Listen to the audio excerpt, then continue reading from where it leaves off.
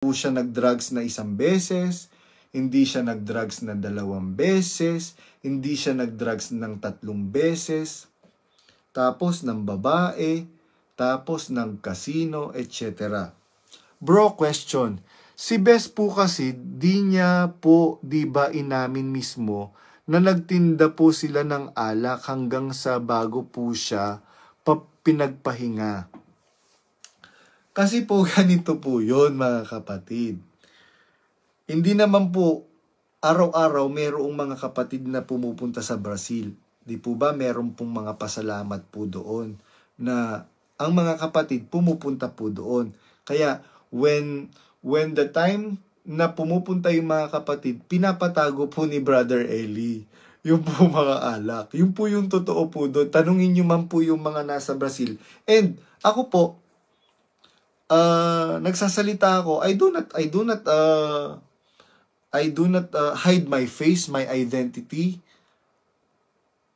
And I do not hindi ko kailangan magtago. Bakit kailangan ka magtago kung totoo yung sinasabi mo?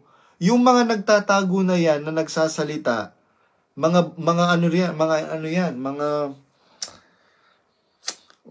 do you call this? It's either mga bahagang mga bayag, mga bahagang mga buntot, walang bayag, or meron silang iniingatan na hindi po pwedeng basta-basta i-expose. Yun lang po ang masasabi ko. Kaya ako po ngayon maraming may concern sa akin na nagsasabi, bro, mag-iingat ka kasi alam mo naman na yung po pwede nilang gawin. Na po ako dyan, nakaprepare na po ako dyan.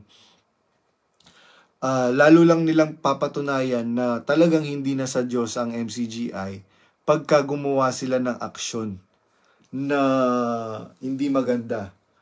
Mas malala pa sila sa INC, sa mga iglesia ni Cristo. Tinanggal na po ba sa pagka-KNP si Brad Roland? Hindi ko po alam yung pong sagot dyan sa tanong nyo po na yan. Kasi unang-una, tinanggalan na po ako ng link, hindi na po ako makadalo, and okay lang naman kasi nakikinig po ako ng mga paksa ni Brother Eli sa YouTube. No po. Ngayon, nabalitaan ko, they are planning to turn down the YouTube channel ng mga pangangaral ni Brother Eli. And ako naman, kahit i-turn down nila yon, yung mga tunay na mananampalataya nakasulat na sa puso natin, yung mga pangangaral ni Brother Eli na nakamatayan niya. Kaya ayun, mga kapatid.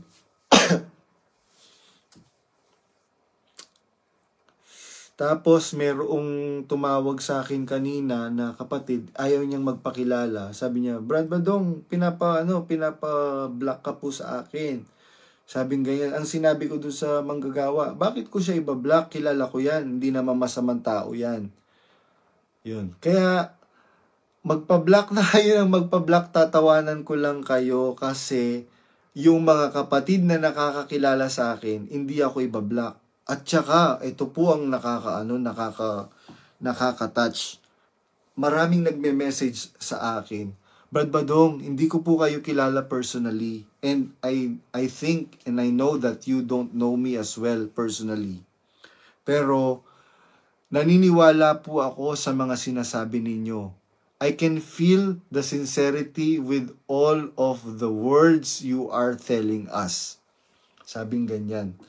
And ako naman po, hindi naman ako kailangang magsalita ng kasinungalingan because anong pakikinabangan ko? Anong mapapakinabangan ko sa pagsasalita ng kasinungalingan? Ngayon, hindi po ba, Brad Daniel, kung tayo po ay sa Diyos pa, kailangan natin i-execute yung justice. Hindi po ba, meron din po kayong nalaman na